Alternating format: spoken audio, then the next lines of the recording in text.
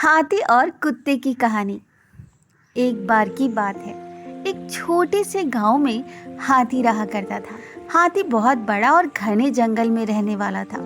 वह किसी से नहीं डरता और लोगों को अपनी शक्ति का एहसास कराना उसे पसंद था।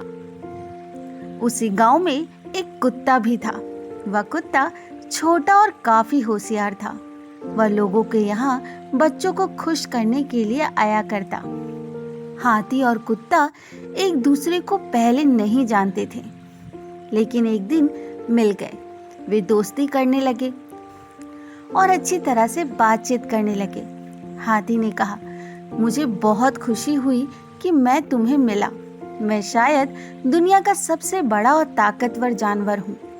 कुत्ता समझता था कि हाथी थोड़ा बड़ा और घमंडी है, इसलिए उसने कहा, हाथी, मुझे मालूम है कि तुम बहुत बड़े हो, लेकिन फिर भी इंसान तुम्हें ढकेलकर मार सकता है और मैं तो बहुत छोटा और दुबला होने की वजह से सब कुछ बचाना होता है। हाथी इस पर हंसते हुए कहा कि तुम्हें कभी भी मेरी मदद की जरूरत हो तो तुम मुझे जरूर कहना, मैं तुम्हें अपनी शक्ति और ताकत से बचा लूंगा। कुत्ता गंभीर रूप से बोला, मैं जानता हूँ कि तुम कितने शक्तिशाली हो, लेकिन प्रेम और सहायता देने की क्षमता मेरे पास भी है। ये सुनकर हाथी सोच में पड़ गया। वह समझ गया कि शक्ति और ताकत के बावजूद प्रेम और मदद कुछ भी नहीं होते हैं। हाथी ने खुद को आजमाकर देखने का फैसला किया। वह बच्चों को खुश करने के लिए इर्द गिर्द मंडराने लगा। यह देखकर कुत्ता बहुत खुश हुआ। उसने कहा, हाथी, तुमने सबका दिल जीत लिया है।